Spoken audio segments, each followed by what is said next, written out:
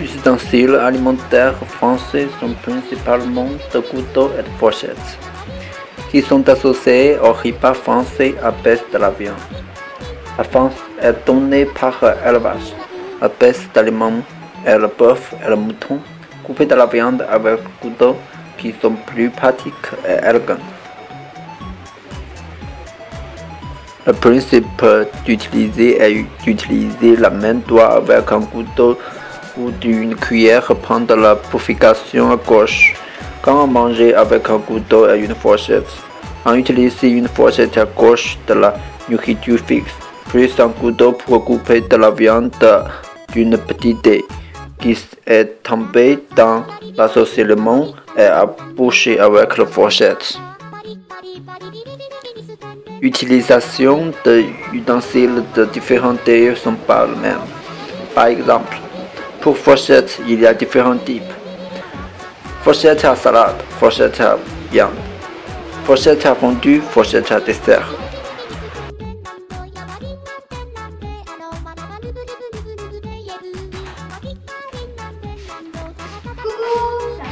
Salut, salut, salut. Qu'est-ce que tu fais? Je veux faire la cuisine française. On va faire la cuisine chinoise. On ensemble, on partage. D'accord? Oui, c'est une bonne idée. Ok. Pour les Français, la fourchette est à gauche, le couteau est à droite, le plat est à milieu, le grand cuillère est pour la soupe, le petit cuillère est pour le dessert. Voilà, c'est bon.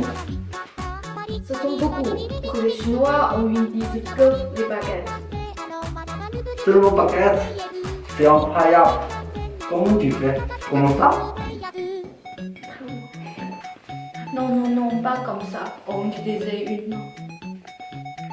Une main? Comment ça? Non, c'est pas ça. Ce sont des baguettes pour manger. Nous, on utilise les baguettes chinoises comme ça.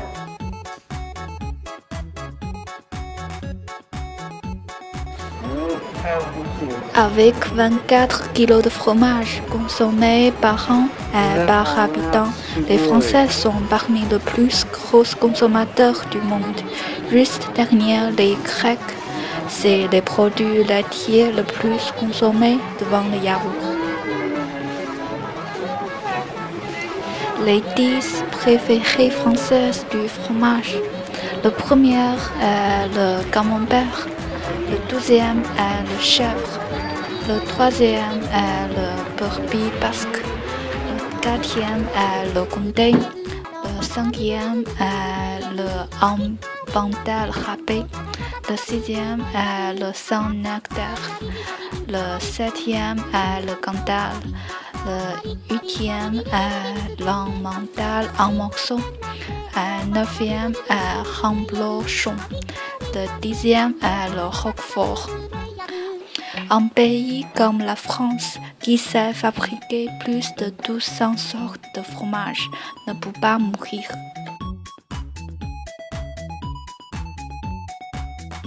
Bien manger. La cuisine chinoise, c'est très bien. Merci beaucoup. La suivante, je vais manger le fromage. Tu sais, le Français aime bien le fromage. Il y a beaucoup de marques de fromage. Pour moi, j'aime bien le commentaire. Délicieux mais un peu fort. Vous voulez goûter? Oh mon Dieu! Non merci, pour les Chinois, on ne mange pas beaucoup de fromage. En fait, il est un peu bizarre et un peu fort pour nous. Et toi, qu'est-ce que tu en penses? J'ai essayé une fois, mais tu vois, c'est très fort.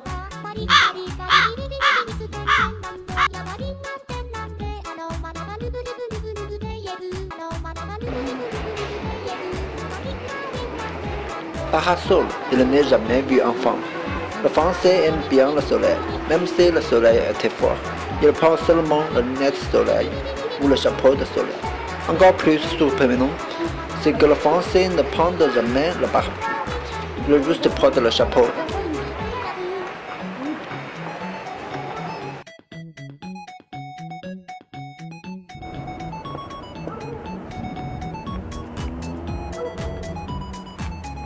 Ah, ça fait très chaud, il y a trop de soleil. Oui, mais c'est dur pour moi, maintien blanche. Et ouais, mais on Pourquoi tu n'as pas abordé? je crois, je n'ai pas vu la météo hier. Mais tu vois, le temps à l'encre, ça change tous les temps. Tu dois aborder le parapluie et le parasol.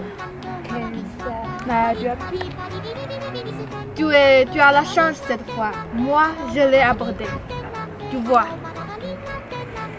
Alors, donc.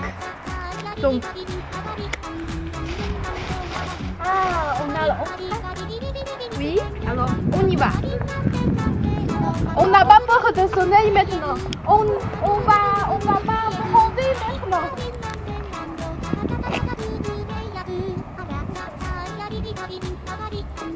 Regarde les Chinois, allez faire ça.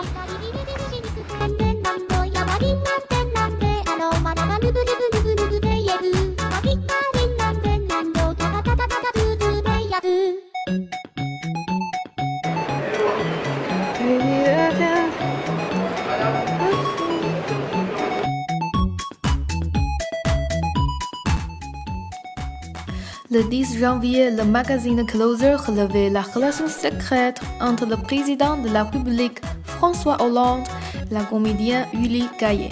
Cette nouvelle est devenue une bombe en France et même dans le monde. Qu'est-ce que les Français en pensaient? Actuellement, des opinions sont diverses. Il y a quelqu'un qui trouve leur président plus sympathique, vous voyez.